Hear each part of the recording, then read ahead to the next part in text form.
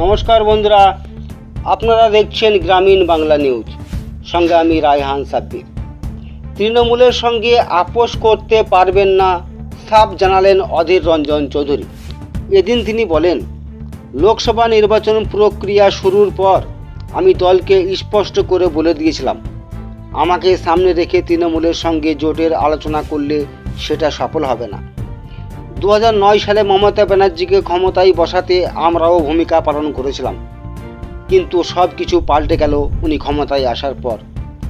আমাদের দলের উপরে হামলা শুরু হলো, পার্টিকে তছনছ করে দেওয়া হলো। তখন থেকে কংগ্রেসের কর্মী হিসাবে রাজ্যকে বাঁচাতে এবং কংগ্রেসকে বাঁচাতে আমরা প্রতিবাদ করি।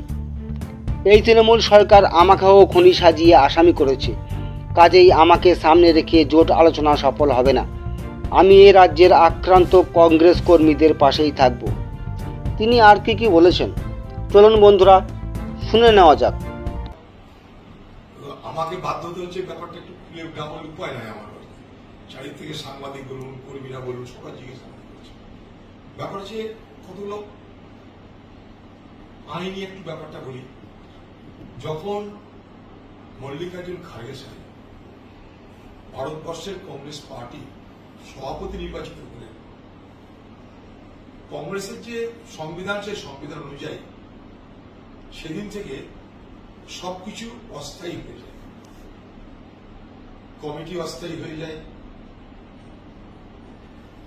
প্রদেশ কংগ্রেসের সভাপতি অস্থায়ী হয়ে যায়।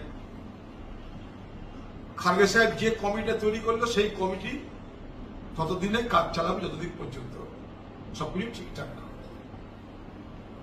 তা আমরা তো অস্থায়ী সেদিন থেকে আমি হয়ে গেলাম।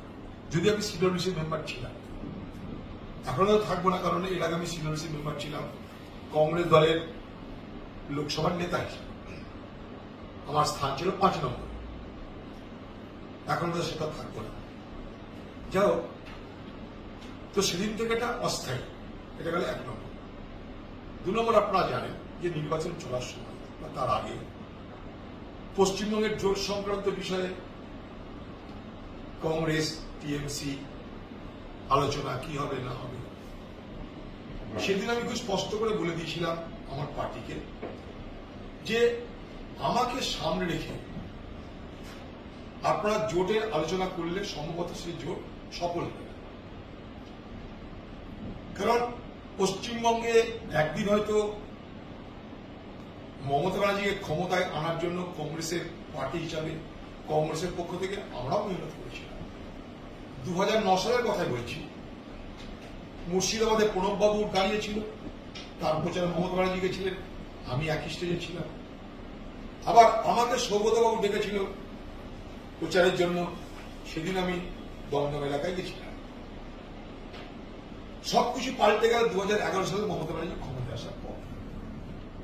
সেদিন থেকে যখন আমাদের পার্টির উপরে হামলা শুরু হলো, আমাদেরকে দুর্বল করে দেওয়ার চেষ্টা করা হলো, তছনছ করে দেওয়া হলো কংগ্রেস পার্টিকে, কংগ্রেসকে ভেঙে চুরে কংগ্রেসের এমএলএ, কংগ্রেসের জেলা পরিষদ, পঞ্চায়েত সব কেড়ে নেওয়ার মধ্যে দিয়ে লুটপাট চলল পশ্চিমবঙ্গে।